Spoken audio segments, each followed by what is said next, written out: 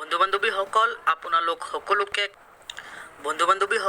আপোনালোক সকলোকে competitive exam YouTube চেনেলটোলৈ স্বাগতম জনাইছোঁ। আজি আমি এই ভিডিঅ'টোত অসমীয়া ব্যাকৰণৰ ব্যঞ্জন বৰ্ণৰ বিষয়ে আলোচনা কৰিম। ইয়াৰ আগৰ ভিডিঅ'টোত আমি স্বৰবৰ্ণৰ বিষয়ে আলোচনা কৰিছোঁ। যদি আপুনি ভিডিঅ'টো চোৱা নাই, ডেছক্ৰিপশ্যনত ভিডিঅ'ৰ লিংক দিয়া থাকিব, তাৰ পৰা গৈ ভিডিঅ'টো চাব পাৰিব। বলক আজিৰ ভিডিঅ'টো আৰম্ভ কৰোঁ।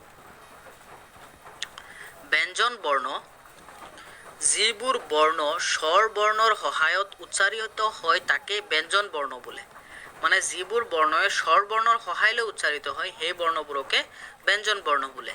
যেনে ক উচ্চাৰণ কৰোঁতে অৰ সহায় লৈ কটো উচ্চাৰিত হৈছে, খও অৰ সহায় লৈ উচ্চাৰিত হৈছে। গতিকে যিবোৰ ব্যঞ্জন বৰ্ণ আছে এই ব্যঞ্জন বৰ্ণবোৰে স্বৰ বৰ্ণৰ সহায় লৈ উচ্চাৰিত হয়, সেইকাৰণে এই বৰ্ণসমূহক ব্যঞ্জন বৰ্ণ বোলে। অসমীয়া ভাষাত মুঠ ব্যঞ্জন বৰ্ণ 40টা, বিশিষ্ট ব্যঞ্জন বৰ্ণ হৈছে 21টা। এইটো মনত ৰাখিব, বিশিষ্ট ব্যঞ্জন বৰ্ণ 21টা। ক বৰ্গ, ক, খ, গ, ঘ, ঙ, এইটো হৈছে ক বৰ্গ। কৰ পৰা ঙলৈ ক বৰ্গ। ঠিক সেইদৰে প্ৰত্যাংশ বৰ্গটো হৈছে প্ৰত্যাংশ, দ্বিতীয়াংশ, বৰ্গাজ্য, জ, নিয়, এইখিনি ইয়াৰলৈকে হৈছে প্ৰত্যাংশ বৰ্গ। ঠিক সেইদৰে ট বৰ্গ, টৰ পৰা মধ্যাহ্নলৈকে, ট বৰ্গ, তৰ পৰা দন্তান্যলৈকে, ট বৰ্গ, পৰ পৰা মলৈকে, প বৰ্গ। এই গোটেইখিনি কোৱা হয় স্পৰ্শ বৰ্ণ। কৰ পৰা প বৰ্গলৈ বা কৰ পৰা মলৈ যিখিনি বৰ্ণ আছে এইখিনি কোৱা হয় স্পৰ্শ বৰ্ণ। ইয়াত মুঠ 25টা বৰ্ণ আছে। স্পৰ্শ বৰ্ণ কেইটা যদি প্ৰশ্ন আহে হ'ব 25টা, 25। কৰ পৰা মলৈ এইখিনি কোৱা হয় স্পৰ্শ বৰ্ণ, মনত ৰাখিব। আৰু এইখিনি পথালিকৈ যিখিনি আছে ইয়াক কোৱা হয় বৰ্গ। একোটা বৰ্গ, এইটো হৈছে প্ৰত্যাংশ বৰ্গ, ট বৰ্গ এইখিনি মনত ৰাখিব। বা এনেকৈও সুধিব পাৰে গ বৰ্ণটো কোনটো বৰ্গৰ হয়, তেতিয়া আনচাৰ হ'ব ক বৰ্গৰ। বা মধ্যাহ্ন বৰ্ণটো কোনটো বৰ্গৰ হয়, ট বৰ্গৰ। ঠিক সেইদৰে ইয়াৰ পিছত চাওঁ আমি গুহ বৰ্ণ। কোনবোৰ বৰ্ণক গুহ বৰ্ণ বুলি কোৱা হয়? যিবিলাক ধ্বনি উচ্চাৰণ কৰোঁতে বাকযন্ত্ৰ বা স্বযন্ত্ৰটো যদি কম্পন হয় তেনে বৰ্ণক গুহ বৰ্ণ বোলে। মানে যিবোৰ বৰ্ণ আমি উচ্চাৰণ কৰাৰ সময়ত আমাৰ বাকযন্ত্ৰটো কম্পন হয় তেনে বৰ্ণবোৰকে গুহ বৰ্ণ বোলে। যেনে গ, ঘ, ঙ, এইবিলাক বৰ্ণ উচ্চাৰণ কৰোঁতে আমাৰ বাকযন্ত্ৰটো কম্পন হয়। গুহ বৰ্ণসমূহ হৈছে ঘ, ঘ, ঙ, বৰ্গাজ্য, জ, নিয়, এইদৰে জ, জ, ৰ, ল, ৱ, হ, এইকেইটা হৈছে গুহ বৰ্ণ। আপোনালোকে লিখি ৰাখিব বা স্ক্ৰীনশ্বট ৰাখি থ'ব গুহ বৰ্ণ কোনবোৰ, এইকেইটা হৈছে গুহ বৰ্ণ। প্ৰশ্ন আহিব পাৰে যে এনেকৈও দিব পাৰে দ বৰ্ণটো কি বৰ্ণ, গুহ বৰ্গ নে অগুহ বৰ্ণ? আমি অগুহ বৰ্ণবোৰ আগত পাম। এইখিনি স্ক্ৰীনশ্বট ৰাখি থ'ব বা নোট ডাউন কৰি লিখি ৰাখিব, স্ক্ৰীনশ্বট ৰাখি থ'ব বা নোট ডাউন কৰি লিখি ৰাখিব। ইয়াৰ পিছত চাওঁ আমি অগুহ বৰ্ণ। যিবিলাক ধ্বনি উচ্চাৰণ কৰোঁতে বাকযন্ত্ৰ বা স্বযন্ত্ৰ কম্পন নহয় বা কম হয় তেনে ধ্বনিবোৰকে গুহ বৰ্ণ বোলে। মানে যিবোৰ বৰ্ণ উচ্চাৰণ কৰোঁতে আমাৰ বাকযন্ত্ৰটো কম্পন নহয় বা কম পৰিমাণৰ কম্পন হয় সেই বৰ্ণবোৰকে অগুহ বৰ্ণ বোলে। আৰু যদি বাকযন্ত্ৰটো কম্পন হয় তেতিয়াহ'লে সেই বৰ্ণটোক গুহ বৰ্ণ বোলে। অগুহ বৰ্ণসমূহ কোনবোৰ আমি চাওঁ ক, খ, প, ফ, প্ৰত্যাংশ, দ্বিতীয়াংশ, ট, ঠ, ত, থ, তালব্য শ, মূৰ্ধন্য ষ, দন্ত্য শ, এইসমূহ হৈছে অগুহ বৰ্ণ। স্ক্ৰীনশ্বট ৰাখি থ'ব বা লিখি ৰাখিব আপোনালোকে কোনবোৰ অগুহ বৰ্ণ। ইয়াৰ আগত আমি গুহ বৰ্ণবোৰ কোনবোৰ এইবোৰ পাই আহিছোঁ। এতিয়া ইয়াৰ পিছত চাওঁ আমি অল্পপ্ৰাণ। আৰু এটা আছে অল্পপ্ৰাণ আৰু মহাপ্ৰাণ। মহাপ্ৰাণটো পিছত পাম আমি। অল্পপ্ৰাণ কোনবোৰ আলোচনা কৰোঁ আমি। যিবিলাক ধ্বনি উচ্চাৰণ নিশ্বাসৰ লগত জড়িত নাথাকে তেনে ধ্বনিক অল্পপ্ৰাণ বা উচ্চাৰণৰ সময়ত যদি মুখৰ আগত হাত দিওঁ তেন্তে বতাহটো কমকৈ ওলায়। কি কৈছে? যিবিলাক ধ্বনি আমি উচ্চাৰণ কৰোঁতে মুখৰ আগত যদি হাত দিওঁ তেতিয়াহ'লে বতাহটো কমকৈ ওলায় আৰু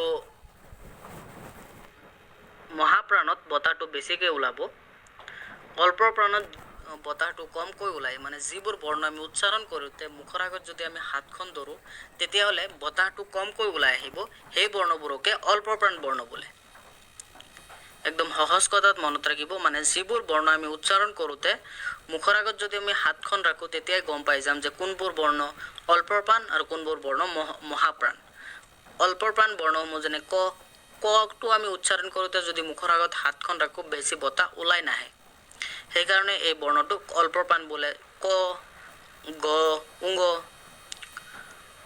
গ বা উঙ পৰ্তামচতকৈ দ্বিতীয় চটো উচ্চাৰণ কৰিলে বতাহটো অলপ বেছি আহে বৰকাৰ্য নি ট ড মধ্যাহ্ন ত দ দন্তান্য প ব ম এইকেইটা হৈছে অল্প প্ৰাণ ধ্বনি বা বৰ্ণ ইয়াৰ পিছত চাওঁ আমি মহাপ্ৰাণ যিবিলাক ধ্বনি উচ্চাৰণ নিশ্বাসৰ লগত জড়িত থাকিব বা উচ্চাৰণৰ সময়ত হাতখন মুখৰ আগত ৰাখিলে বতাহটো বেছিকৈ ওলাই অহা অনুভৱ হয় তেনে ধ্বনিবোৰকে মহাপ্ৰাণ বোলে আগৰ অল্প প্ৰাণটোত আমি পাই আহিছোঁ যে মুখ বৰ্ণ যেতিয়া উচ্চাৰণ কৰা হয় তেতিয়া মুখৰ আগত যদি আমি হাতখন ৰাখোঁ তেতিয়া বতাহটো কমকৈ ওলাই আহে আৰু মহাপ্ৰাণত কি হ'ব বতাহটো বেছিকৈ ওলাই আহিব মহাপ্ৰাণ ধ্বনিবোৰ হ'ল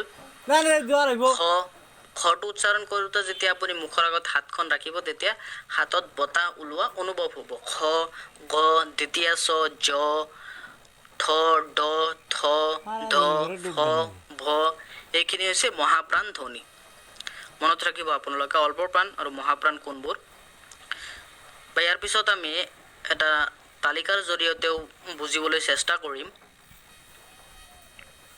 এইটো হৈছে তালিকা অগু গু অল্প প্ৰাণ মহাপ্ৰাণ অল্প প্ৰাণ প্ৰথমে দুটা ভাগ এটা হৈছে অগু আৰু এটা হৈছে গু অগু কোনবোৰ আছিলে যিবোৰ বৰ্ণ আমি উচ্চাৰণ কৰোঁতে আমাৰ বাকযন্ত্ৰটো কম্পন নহয় আৰু গু হৈছে যিবোৰ বৰ্ণ উচ্চাৰণ কৰোঁতে বাকযন্ত্ৰটো কম্পন হয় সেইটো হৈছে গু আৰু অল্প প্ৰাণ হৈছে বৰ্ণটো উচ্চাৰণ কৰিলে বতাহটো কমকৈ ওলাই আহে মহাপ্ৰাণত বতাহটো বেছিকৈ ওলাই আহে এইখিনি আপোনালোকৰ ক্লিয়াৰ হ'ল বুজি পালে অল্প প্ৰাণ হৈছে বৰ্ণটো যেতিয়া আমি উচ্চাৰণ কৰোঁ তেতিয়া বতাহটো কমকৈ ওলাই আহিব আৰু মহাপ্ৰাণত আমি বতাহটো বেছি ওলোৱা অনুভৱ হয় যেনে কটো আমি উচ্চাৰণ কৰিলে বতাহটো কমকৈ ওলাই আহে খটো উচ্চাৰণ কৰিলে যেতিয়া আপুনি মুখৰ আগত হাতখন ৰাখিব বতাহটো বেছিকৈ ওলাই আহিব বা ওলাই অহা অনুভৱ হ'ব এইটো হৈছে ক বৰ্গৰ প্ৰথম আৰু দ্বিতীয় এই দুটা পৰিব অগুহৰ ভিতৰত তৃতীয় চতুৰ্থ পঞ্চম এইটো হ'ব এই তিনিটা হ'ব গু আপুনি মনত ৰাখিব প্ৰতিটো বৰ্গৰ মানে এইকেইটা আছিলে স্পৰ্শ বৰ্ণৰ প্ৰতিটো বৰ্গৰ প্ৰথমটো অল্প প্ৰাণ প্ৰথম আৰু দ্বিতীয়টো অগুহত পৰিব আৰু তৃতীয় চতুৰ্থ পঞ্চমটো পৰিব গু বৰ্ণত প্ৰথমে আমি অগু আৰু গুটো বুজি পালোঁ যে এটা বৰ্গৰ যেনে ক বৰ্গ চ বৰ্গ ট বৰ্গ ত যিকোনো এটা আপুনি বৰ্গ লয় স্পৰ্শ বৰ্ণৰ সেই বৰ্গৰ প্ৰথম আৰু দ্বিতীয়টো পৰিব অগুহ বৰ্ণত আৰু তৃতীয় চতুৰ্থ পঞ্চমটো পৰিব গু বৰ্ণত ইয়াৰ পিছত আমি বুজো অল্প প্ৰাণ আৰু মহাপ্ৰাণ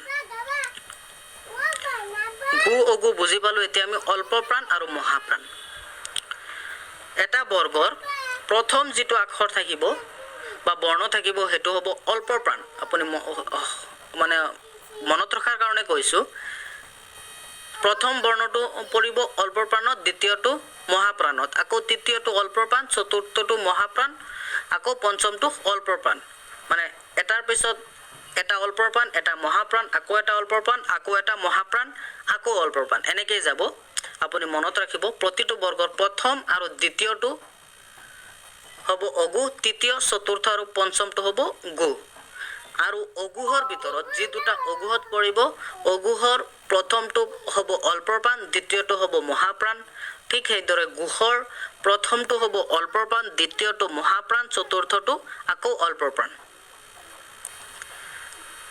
আপোনালোকে বুজি পাই আছে নিশ্চয়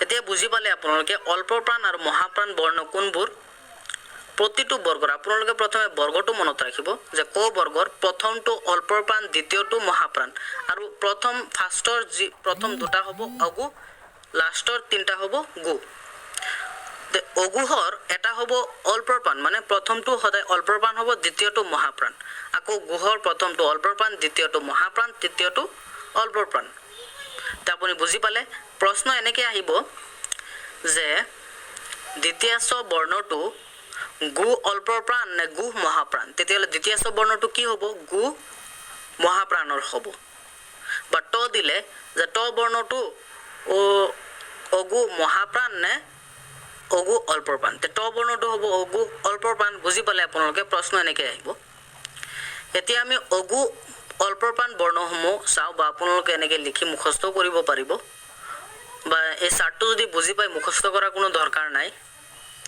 আপোনালোকে অলপ মনোযোগ দিলে বুজি পাব পাৰিব অগু অল্পপ্ৰাণ বৰ্ণসমূহ হৈছে ক প্ৰথমছ ট ত প আৰু অগু মহাপ্ৰাণ বৰ্ণসমূহ হৈছে অগু মহাপ্ৰাণ মানে এইটো অগু এইটো মহাপ্ৰাণ অগু মহাপ্ৰাণ বৰ্ণসমূহ কি হ'ব খ দ্বিতীয় ছ ঠ থ ফ এইকেইটা হ'ব অগু মহাপ্ৰাণ ঠিক সেইদৰে ইয়াতে আছে খ দ্বিতীয় ছ ঠ থ ফ অগু অল্পপ্ৰাণ বৰ্ণসমূহ কোনবোৰ হ'ব গু অল্পপ্ৰাণ বৰ্ণ তাৰমানে আপোনালোকে জানিবই গু অল্পপ্ৰাণ হ'ব গ দ্বিতীয় বৰ্গাজ্য ড দ ব এইখিনি হ'ব গু অল্পপ্ৰাণ আকৌ এইখিনিও গু অল্পপ্ৰাণ হ'ব তে উঙ নিয় মধ্যাহ্ন দন্তান্য ম এইখিনিও লিখিব লাগিব এইখিনিও আছে চাইছে আপোনালোকে গু মহাপ্ৰাণ বৰ্ণসমূহ হ'ল আকৌ গু মহাপ্ৰাণ বৰ্ণ কোনবোৰ এইখিনি হ'ব গু মহাপ্ৰাণ বৰ্ণ গ জ ড দ ব এইখিনি হ'ব গু মহাপ্ৰাণ বৰ্ণ বুজি পালে ইয়াৰ পিছত আমি চাওঁ এতিয়া উচ্চাৰণ অনুযায়ী বৰ্ণৰ ভাগ মানে উচ্চাৰণৰ স্থান অনুযায়ী আমি বৰ্ণৰ ভাগ কৰিছোঁ এইখিনি চাওঁ আমি কণ্ঠ বৰ্ণ কোনবোৰ বৰ্ণ কণ্ঠ বৰ্ণ বুলি কোৱা হয় অ আ ক খ গ ঘ উঙ এইকেইটা হৈছে কণ্ঠ বৰ্ণ এইকেইটা বৰ্ণ কণ্ঠৰ পৰা উচ্চাৰিত হয় কাৰণে ইহঁতক কণ্ঠ বৰ্ণ বোলা হয় মানে কণ্ঠৰ পৰা উচ্চাৰিত হয় কাৰণে এই বৰ্ণসমূহ কণ্ঠ বৰ্ণ বোলা হয় আপোনালোকে মনত ৰাখিব কোনবোৰ বৰ্ণ কণ্ঠ বৰ্ণ অ আ ক গ উঙ হ এইকেইটা হৈছে কণ্ঠ বৰ্ণ পিছত আছে তালব্য বৰ্ণ এইকেইটা বৰ্ণ তালুৰ পৰা উচ্চাৰিত হয় কাৰণে তালব্য বৰ্ণ বোলে তালব্য বৰ্ণ কোনবোৰ হ্ৰস্বই দীৰ্ঘই এ ঐ প্ৰথমছ দ্বিতীয়ছ বৰ্গাজ্য জ নিয় তালব্য এইকেইটা হৈছে তালব্য বৰ্ণ ইয়াৰ পিছত চাওঁ আমি মূৰ্ধন্য বৰ্ণ মুধা বা মূৰৰ পৰা উচ্চাৰিত হয় গতিকে এইবোৰক কি বৰ্ণ বোলে মূৰ্ধন্য বৰ্ণ কেইটা হৈছে ৰি ট ব ড ড মূৰ্ধন্য ৰ মদিনা হ আপোনালোকে স্ক্ৰীনশ্বট ৰাখি থব বা লিখি ৰাখিব কোনবোৰ তালব্য বৰ্ণ কোনবোৰ কণ্ঠ বৰ্ণ বা মূৰ্ধন্য বৰ্ণ তালব্য বৰ্ণ কিয় কোৱা হয় তালুৰ পৰা উচ্চাৰণ হয় কাৰণে তালব্য বৰ্ণ মুদ বা মূৰৰ পৰা উচ্চাৰিত হয় বাবে মূৰ্ধন্য বৰ্ণ ইয়াৰ পিছত চাওঁ আমি উষ্ঠ বৰ্ণ মানে উঠৰ পৰা উচ্চাৰিত হয় গতিকে ইহঁতক উষ্ঠ বৰ্ণ বোলা হয় কোনবোৰ উষ্ঠ বৰ্ণ হ্ৰস্ব উ দীৰ্ঘ উ ঔ প ফ ব ব ম এইখিনি হৈছে উষ্ঠ বৰ্ণ দন্ত বৰ্ণ কোনবোৰ যিবোৰ বৰ্ণ দাঁতৰ সহায়ত উচ্চাৰিত হয় সেইবোৰ হৈছে দন্ত বৰ্ণ দাঁতৰ সহায়ত উচ্চাৰিত হয় কোনবোৰ বৰ্ণ ত আপুনি নিজে অনুভৱ কৰিব পাৰিব তটো যেতিয়া আপোনালোকে উচ্চাৰণ কৰে কাৰ সহায়ত উচ্চাৰিত হয় নিশ্চয় দাঁতৰ সহায়ত উচ্চাৰিত হয় বুলি অনুভৱ হ'ব ত থ দ দ দন্তান্য ল দন্তাহ এইকেইটা হৈছে দন্ত বৰ্ণ ইয়াৰ পিছত চাওঁ আমি অনুনাসিক বৰ্ণ চন্দ্ৰবিন্দু উঙ নিয় দন্তান্য মধ্যাহ্ন এইকেইটা হৈছে অনুনাসিক বৰ্ণ বা নাকৰ সহায়ত উচ্চাৰিত হয় বাবে এইবোৰ বৰ্ণক অনুনাসিক বৰ্ণ বোলা হয় কিয় অনুনাসিক বৰ্ণ বোলা হয় নাকৰ সহায়ত উচ্চাৰণ হয় যেনে উঙ নিয় আপুনি অনুভৱ কৰিব পাৰিব নাকৰ সহায়ত উচ্চাৰণ হয় উষ্ম বৰ্ণ ইম্পৰ্টেণ্ট আছে এইটো উষ্ম বৰ্ণ কোনবোৰ তালিব্য হ মদিনীয়া হ দন্তা হ এইবোৰ বৰ্ণ কিয় উষ্ম বৰ্ণ বোলা হয় এই বৰ্ণকেইটা যেতিয়া উচ্চাৰণ কৰা হয় তেতিয়া মুখৰ ভিতৰৰ পৰা উষ্ম বতাহ বা গৰম বতাহ ওলাই আহে, সেইকাৰণে এই বৰ্ণবোৰক উষ্ম বৰ্ণ বোলা হয়। আপুনি যেতিয়া এই বৰ্ণকেইটা উচ্চাৰণ কৰিব তেতিয়া আপোনাৰ হাতখন মুখৰ আগত ৰাখিলে আপুনি গম পাব যে যেতিয়া তালিবিয়া হ বা মদিয়া হ এই বৰ্ণকেইটা উচ্চাৰণ কৰিব তেতিয়া মুখৰ ভিতৰৰ পৰা গৰম বতাহ ওলাই আহিব। সেইকাৰণে এই বৰ্ণসমূহক উষ্ম বৰ্ণ বোলা হয়। মনত ৰাখিব উষ্ম বৰ্ণ কেইটা, 4টা, তালিবিয়া খ, মদিনিয়া খ, দুন্তা খ আৰু খ। ঠিক আছে, নিশ্চয় বুজিব পাৰি আছে। কমেণ্টত জনাব আপোনালোকে ভিডিঅ'টো কেনে পাইছে। ইয়াৰ পিছত চাওঁ আমি অন্তস্থ বৰ্ণ বা শ্ৰুতি ধ্বনি জ, ৰ, ল, ৱ, এইকেইটা বৰ্ণ স্পৰ্শ বৰ্ণ আৰু উষ্ম বৰ্ণৰ মধ্যৱৰ্তী থকা বাবে ইহঁতক অন্তস্থ বৰ্ণ বোলা হয়। কিয়? স্পৰ্শ বৰ্ণ আৰু উষ্ম বৰ্ণৰ মধ্যৱৰ্তী থকা বাবে ইহঁতক অন্তস্থ বৰ্ণ বোলা হয়। পিছত আছে কণ্ঠ তালব্য, মানে কণ্ঠ আৰু তালু দুয়োটাৰ পৰা সহায়ত উচ্চাৰিত হয় কাৰণে কণ্ঠ তালব্য বৰ্ণ কোনবোৰ? এ, ঐ এইকেইটা হৈছে কণ্ঠ তালব্য বৰ্ণ। ইয়াৰ পিছত কণ্ঠস্থ বৰ্ণ উ, ঔ এইকেইটা হৈছে কণ্ঠস্থ বৰ্ণ, মানে কণ্ঠ আৰু ওঠৰ সহায়ত উচ্চাৰিত হয়। দন্থস্থ বৰ্ণ হৈছে ৱাব্য, অযোগ বা বৰ্ণ। অনুস্বাৰ আৰু বিসৰ্গক এই দুটাক অযোগ বা বৰ্ণ বুলি কোৱা হয়। অনুস্বাৰ আৰু বিসৰ্গক একেলগে অযোগ বা বৰ্ণ বুলি কোৱা হয়। মনত ৰাখিব, ইম্পৰ্টেণ্ট আছে। অযোগ বা বৰ্ণ, অনুস্বাৰ আৰু বিসৰ্গক একেলগে অযোগ বা বৰ্ণ বুলি কোৱা হয়। ইয়াৰ পিছত চাওঁ আমি সুকীয়া উচ্চাৰণ নথকা বৰ্ণটো হৈছে অনুস্বাৰ, মানে ইয়াৰ কোনো উচ্চাৰণ নাই, ই বেলেগৰ লগত গৈ পেলাই উচ্চাৰিত হয়, ইয়াৰ কোনো উচ্চাৰণ নাই। সুকীয়া উচ্চাৰণ নথকা বৰ্ণটো হৈছে অনুস্বাৰ, মনত ৰাখিব। ক পঞ্চতালব্য ধ্বনি, কটো হৈছে পঞ্চতালব্য ধ্বনি, লটো হৈছে পাৰ্শ্বিক বৰ্ণ, হ্ৰস্বটো হৈছে গুৰুধ্বনি। এইখিনি মনত ৰাখিব।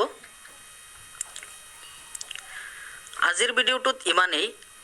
ইয়াৰ নেক্সট ভিডিঅ'টোত আমি স্বৰ বৰ্ণ আৰু ব্যঞ্জন বৰ্ণৰ ওপৰত কিছুমান MCQs আলোচনা কৰিম আৰু এই ভিডিঅ'টোত মই কিছুমান প্ৰশ্ন এড কৰিছোঁ। বলক এই প্ৰশ্নসমূহ এতিয়া আলোচনা কৰোঁ। স্পৰ্শ বৰ্ণবিলাকৰ একোটা ভাগক কি বোলা হয়? আমি পাইছোঁ স্পৰ্শ বৰ্ণ কেইটা আছিলে? 25টা। কৰ পৰা মলৈ স্পৰ্শ বৰ্ণ আছিলে, কৰ পৰা মলৈ মুঠ বৰ্ণ আছিলে 25টা। স্পৰ্শ বৰ্ণৰ প্ৰতিটো ভাগক কি বোলা হয়? যেনে কৰ পৰা উঙলৈকে কি বোলা হয়? প্ৰত্যাংশৰ পৰা নিয়লৈ একোটা ভাগক কি বোলা হৈছিল? বৰ্গ। কি বোলা হৈছিলে? বৰ্গ।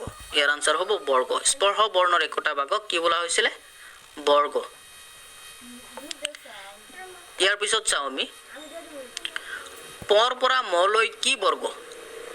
পৰ পৰা মলৈ আপোনালোকে নিশ্চয় জানেই, পৰ পৰা মলৈ প বৰ্গ, একদম সহজ। পৰ পৰা মলৈ কি বৰ্গ? প বৰ্গ। ইয়াৰ পিছত চাওঁ আমি তলৰ কোনটো অগু মহাপ্ৰাণ?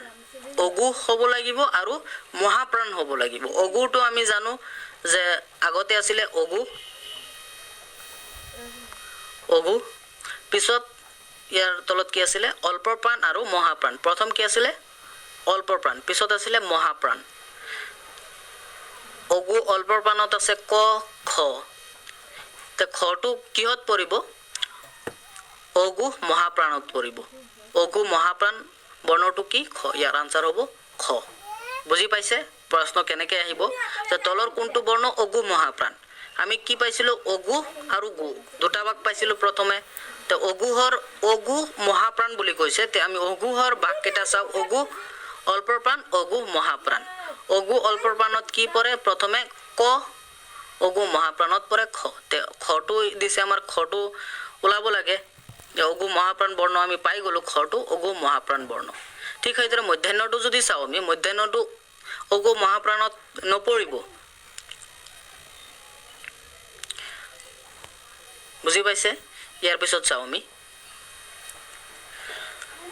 জ বৰ্ণটো হ'ল অগু অল্পপ্ৰাণ নে অগু মহাপ্ৰাণ নে গু মহাপ্ৰাণ নে গু অল্পপ্ৰাণ? জ বৰ্ণটো আমাৰ ওলাব লাগে। জ বৰ্ণটো কোনটো বৰ্গত আছিলে? আপোনালোকে ওপৰত প্ৰথমে লিখি ল'ব। এইটো হৈছে গু, অগু, অগু আৰু গু। অগু আৰু গু প্ৰথমে এটা ভাগ, পিছত কেইটা ভাগ আছিলে? ইয়াত আছিলে দুটা, ইয়াত আছিলে তিনিটা ভাগ। কি আছিলে? প্ৰথমটো অল্পপ্ৰাণ, পিছৰটো মহাপ্ৰাণ, পিছৰটো আকৌ অল্পপ্ৰাণ, পিছৰটো আকৌ মহাপ্ৰাণ, পিছৰটো আকৌ অল্পপ্ৰাণ। কি বৰ্ণ দিছে? জ। জ বৰ্ণটো কোনটো বৰ্গত আছিলে? নিশ্চয় আপোনালোকে জানে যে প্ৰথমাংশ বৰ্গত আছিলে জ বৰ্ণটো। প্ৰথমে কি? প্ৰথমাংশ, পিছত দ্বিতীয়াংশ, পিছত বৰ্গাজ্য, পিছত জ, পিছত আছিলে নিয়। এতিয়া জটো কি বৰ্ণত পৰিলে? জটো হৈছে গু মহাপ্ৰাণ। গু মহাপ্ৰাণ। ইয়াৰ অপশ্যন কোনটো আছে? এইটো অপশ্যন গ, গু মহাপ্ৰাণ বৰ্ণ। জ বৰ্ণটো হৈছে গু মহাপ্ৰাণ বৰ্ণ। বুজি পালে আপোনালোকে? নেক্সট প্ৰশ্নটো চাওক, উষ্ম বৰ্ণ কোনটো? অপশ্যনত আছে মধ্যাহ্ন, হ, ক, থ, এইকেইটা অপশ্যনত আছে। উষ্ম বৰ্ণ কোনবোৰ আছিলে? যে যিবোৰ বৰ্ণ আমি উচ্চাৰণ কৰোঁতে যেতিয়া হাতখন আমি মুখৰ আগত দিওঁ তেতিয়া গৰম বতাহ অনুভৱ হয়, সেই বৰ্ণবোৰকে উষ্ম বৰ্ণ বোলা হয়। গতিকে এই প্ৰশ্নৰ উত্তৰটো আপোনালোকে কমেণ্টত জনাব আৰু ভিডিঅ'টো কেনে পালে আপোনালোকে কমেণ্টত জনাব। আজিৰ ভিডিঅ'টোত ইমানেই। ইয়াৰ নেক্সট ভিডিঅ'টোত আপোনালোকে অসমীয়া ব্যাকৰণৰ স্বৰবৰ্ণ আৰু ব্যঞ্জন বৰ্ণৰ ওপৰত আহিব পৰা কিছুমান গুৰুত্বপূৰ্ণ প্ৰশ্ন MCQs আলোচনা কৰিম। আপোনালোকে যদি এই চেনেলটো ছাবস্ক্ৰাইব কৰা নাই তেন্তে চেনেলটো ছাবস্ক্ৰাইব কৰি ৰাখিব আৰু যদি ভিডিঅ'সমূহ ভাল পায় তেন্তে লগৰ বন্ধু বান্ধৱীসকলৰ লগত শ্বেয়াৰ কৰিব। ভিডিঅ'টো চোৱাৰ কাৰণে ধন্যবাদ।